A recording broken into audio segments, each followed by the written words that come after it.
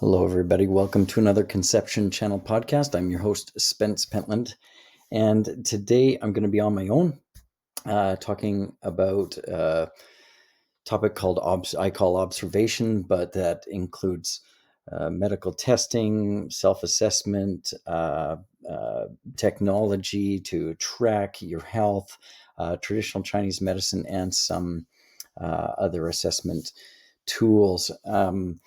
So to me, this is the first step in your infertility journey. You usually start coming across, well, how do I know what's going on? And you want to answer to specific questions and specifically about yourself, as to what may be, between you and your ability to get pregnant. So um, the next few slides are going to go through some of the things that I just mentioned in greater detail, so that you can start taking action, and start moving forward accurately. In my eyes, the first step in applying precise medicine to your individual needs is this step: is starting to observe, starting to do the testing. Self-qualification and quantification are essential to moving forward most effectively and efficiently. Lab tests are a big part of this, and unfortunately, mostly consists of testing that your family doctor may never requisition, even your REI will not, due to restraints and guidelines from their professional colleges or whatever, maybe opinions, maybe best practices. But remember, your intention needs to be that you're co-creating a plan to optimize your health and well-being, and not simply look for disease markers. Fertility is a manifestation of whole health. So we want to get to know you and what's going on with you from top to bottom and start working on those things. Intelligent observation and testing, on top of identifying places that we need to focus for peak health, can also highlight potential signs of future health conditions before they start, so that changes can be made now to help correct the issue. And that is something, when I work with a man in particular, I like to be the uh, ghost of fatherhood future in the Dickens tale, and let men know how amazing fathering is going to be, but also b you know a sperm test and some sperm abnormalities may be some of the first testing that men get, or start seeing a physician for in their life. And so sometimes that's a window into what could be going on in future health, because there's been some correlation to poor sperm parameters and future health concerns. But as well, you want to be, an example to your children. So as healthy a father as can be. And often testing is when it brings back something, um, in that isn't what we want to see in the results. It's motivating, so sometimes that is what's required to take steps, to for not only fertility, but for heart health, for cognitive health, for metabolic health, for all kinds of things that could be concerns at that time or later. So questions I like people to ask themselves, just these are just a quick six, in particular here, that start, if you don't answer, or if you can answer yes to all of these, or that it does apply to you, then you're killing it, and that's amazing. If you are not, then it's a way of starting to identify places where you can start to dig your heels in a little bit, and observe and test and quantify and get feedback, so that you can start making adjustments for your health, and ultimately to optimize your fertility, so you can get pregnant. So can you answer yes to these? I use technology to track my health, like sleep, exercise, diet, etc. I pay close attention to signs and symptoms from my mind and body, like mental clarity, stress, energy levels, urinary function, bowel movements, consistency, all kinds of things, uh, skin, etc. I get regular professional feedback from a coach or a counselor. I've been tested for cardiometabolic, hormonal, nutritional, genetic, and gut health, and we'll go into all this later. I'm aware of toxin levels in my environment, heavy metals, molds, chemicals, etc. And I've been assessed and diagnosed by a doctor of traditional Chinese medicine.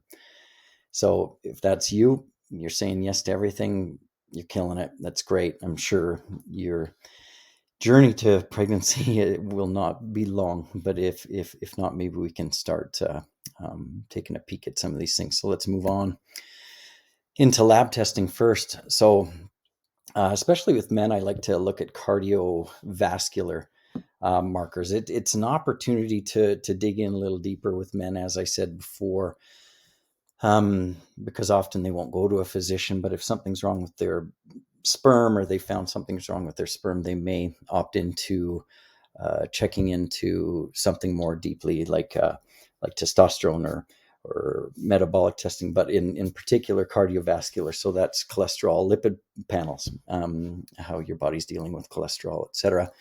And the metabolic is basically how your body's dealing with sugars. And that would be, testing for diabetes or prediabetes, insulin resistance, etc., which is pervasive, as pervasive as cardiovascular concerns these days in recent history.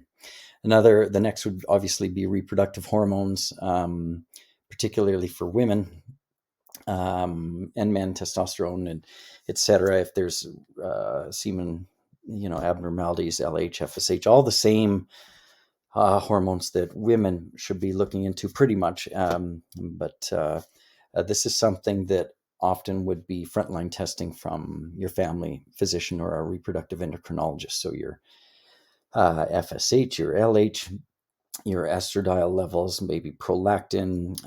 You might look at also, moving into ultrasounds and checking your tubes, etc., X-ray. But that's in the realm of a fertility specialist at that point.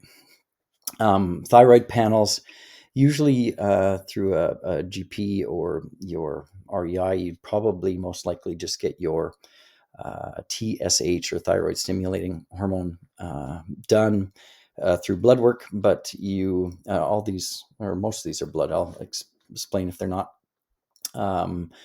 But especially the naturopaths at our clinic, and most that I know, would like to go a little deeper into the thyroid, and in particular on the autoimmune side. So if there's a Hashimoto's scenario where it's more of a immune issue than it is a thyroid, anti-TPO, thyroperoxidase, these tests could be done, and that's more on an extensive thyroid panel that your naturopath would do. Again, and then we move into gut health, which again would be more done through your naturopath, because things like stool testing, maybe your microbiome or IgG, can find things like parasites, overgrowths of candida, etc., a dysbiosis or an imbalance in your microbiome, so the healthy bacteria that need to be there. And IgG is a test that is supposed to pick up on food sensitivities. So that's one that a lot of people opt into. The next one that I love, and I would actually love to start most people on right at the beginning, they have to have done something like 23andMe for genetic testing. And then once that is done, that genome has been sequenced, you can, go into your 23andMe and pick out your raw data file and funnel it through other comprehensive health databases out there that'll be more specific to health versus just simply looking at ancestry and a little bit dabbling into the health side. So then you get actionable information, and this constitutes your blueprint. of your health, and things that may be of concern, and the research that's there to back that, and potential ways that you can help avoid, because it's your blueprint, it's not your fate. Okay, so we always got to remember that with um, genetic markers, epigenetics, and how we live. Nature nurture idea can affect things, and arrive at different outcomes. Heavy metals is a great one. It's usually done through hair, is the easiest, and it gives us an idea if we're being exposed to excessive metals in our environment. Micronutrient panel. This is an amazing test, an expensive one usually, but an amazing test to give us an idea of what vitamins, minerals, trace elements, antioxidants, etc., we might be deficient in, so we can be really precise about how we supplement. So a micronutrient panel, if you're really trying to tweak and do everything you can, is an amazing option. The next test is molds, especially here up here in the Pacific Northwest, where we are. It's damp. There's potential for a lot of mold, and you can do something as simple as a Home Depot test that you order for 30-40 bucks, and you leave a petri dish open in your house, and then you seal it and send it off, and they'll let you know what kind, if there's mold content that should be of concern or looked at. It's an easy way to start. You can go down that rabbit hole a little bit further, but I recommend that because molds and mycotoxins can, especially if they're pervasive, can cause a lot of disharmony in the body, and maybe fertility concerns. And finally, water. Point of use, what you're drinking, most importantly, would be something that's good to know what's in. Again, there could be heavy metals, there could be pesticide residues, there could be plastics, there could be all kinds of things, and either spending the money to test your point of use, or just simply moving to a reverse osmosis system, or a distillation system, which would get rid of basically everything, is you can go one way or the other. So those are the basics for lab testing. And then we move into self-awareness. So things like taking the time to track emotions and sensations that you have, to understand ovarian hormonal cycling. That can be, BPT charting. That can, and a lot of them come with, spaces to track cervical fluid and libido and emotions and all kinds of things, along with temperature. I'm not a huge advocate for basal body temperature charting, as it becomes, or at least for too long a term. Once you get the intel back from kind of what's going on, it's good to put that down, I think, because, every morning waking up, rolling over and looking, and instead of looking at the person you're, trying to conceive with, you're turning away from them, taking a temperature, and every day, first thing you do in the morning is think about infertility or fertility or getting pregnant, and so starts a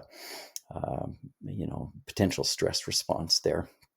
As far as the body's concerned, this is cardinal to traditional Chinese medicine, but should be to anybody and any medicine, in my opinion. Paying close attention to things like your energy levels. I know people that, believe that if how you feel when you wake up is an indicator of your whole health. That's it. It's that simple. And I can agree with that. There is also the bowels and the urine that you want to look into.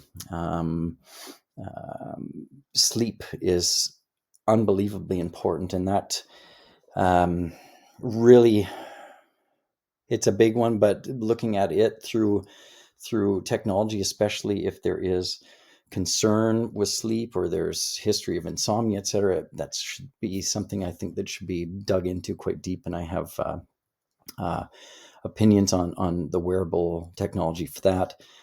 watching your weight, looking at your skin because it's going to reflect internal health.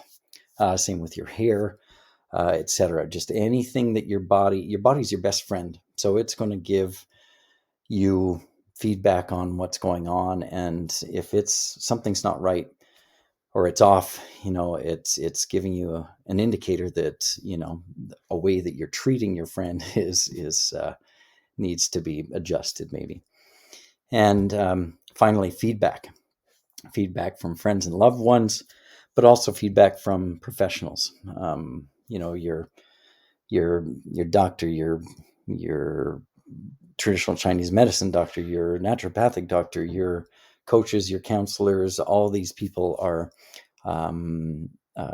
important to use as your medical village, and then to be able to reflect on. I think opening yourself to feedback in this world and setting ego aside is key to success in anything that you want to do.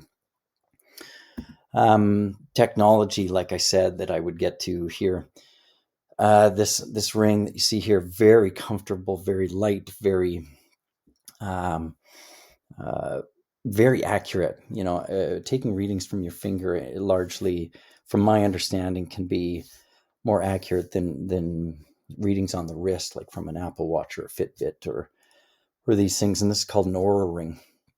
And it focuses sleep, but it also tracks, your movement and your exercise, and you can tag things. And there's a fantastic dashboard where you can do correlations and try everything you can to figure out what, you're doing in your life and how it may be impacting your sleep, your deep sleep, your light sleep, your REM, and trying to get sleep or improve on sleep. I feel like the rest of, no matter what biological function you're trying to optimize, sleep plays an imperative role in its optimization. And so if sleep is off, sleep should be one of the first things that we're tending to. I have my 6, most important elements for health that I go through with every patient. And it's oxygen, water, and connection to loved ones and earth. Those are my top 3. But then sleep, diet, and exercise are the next 3. Sleep being as imperative as any one of those others. So if you're deprioritizing sleep, that needs to change, and that ring will help. There's also a ton of apps for tracking breath work, exercise, heart rate variability, food intake, all kinds of things. And these all can be beneficial. Now, just a caveat to some of these things that I want to bring up is that, initially I find they can cause some stress in people, especially if something's coming back. And that can be in testing and observation overall, or seeing a medical practitioner or whatever.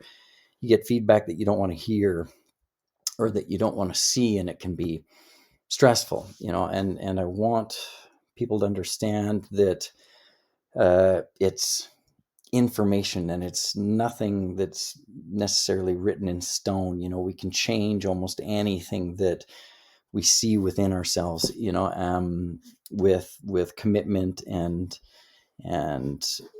some hard work sometimes.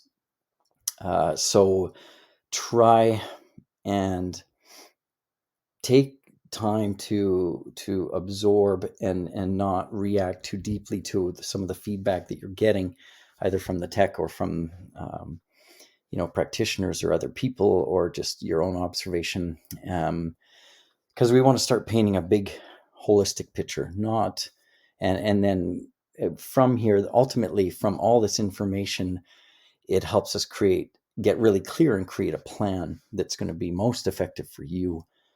So you're going to get to a better place quicker. Anyway, traditional Chinese medicine, it is something that I have practiced for almost 20 years now, and our clinics here in Vancouver, North Vancouver, Surrey, and Salt Spring Island, have a major focus in. Half our practitioners are doctors of traditional Chinese medicine. The others are naturopathic doctors, and we work together with most of our patients to provide as comprehensive, natural, evidence-based outlook and solutions for treatment that we can. And a lot of these others we were speaking of was more in the naturopathic realm, but traditional Chinese medicine has a unique set of goggles that it puts on, and the way it looks at the world, and it determines patterns. Most accurately put, it determines patterns in people's life that they've either or collectively been born with and are manifesting as through the days that pass.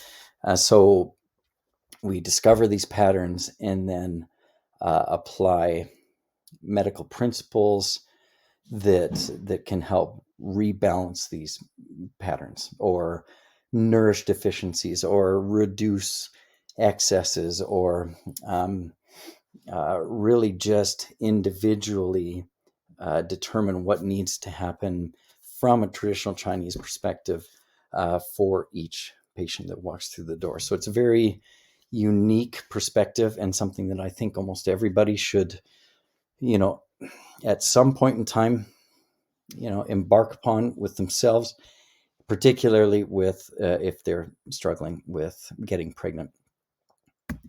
And finally, assessment tools. These are things that you can find online. I like them all for different reasons, and I've done a ton of these things, and they all give us different feedback on ourselves. And something that a coach you're going to get. This is all about getting tons of feedback and getting to know yourself, really holding up every mirror you can to get to know yourself, so you can, make corrections and set your sails and orient your compass and your GPS so that you're heading toward health and wellness and well-being of body, mind, and spirit versus, crashing into the rocks. So this first one, signature strength assessment, is really neat. I loved it. These are ones that I feel that really, have some scientific basis to them. They've been reviewed and to a point where their validity has been verified. DISC is another, as well as the Colby-A index. These will be fun, and you can review them with these the organizations that put them out. There will be people to review them with, but you'll be able to pull some of your strengths and weaknesses from it, and you either are going to delegate your weaknesses or try and nourish them and play to your strengths, and stop trying to be something you're not, and maybe focus on what you are and where you are strong, so you can move forward more precisely and effectively in life in general. So that's it. That's my thoughts on the first step in your infertility journey, which I've called observation. So if you have any questions, please, contact me, set up a consult, put them in the comment section here below on YouTube, or should be able to track down my email somehow, and get a hold of me there, spence@yinstill.com, or go to my website, drspencepentland.com, and get more information there on how to contact me. But again, subscribe, follow, all these things. I'm told to keep saying that to you, and I appreciate your listening. And I wish you all the best moving forward on your journey toward creating your family.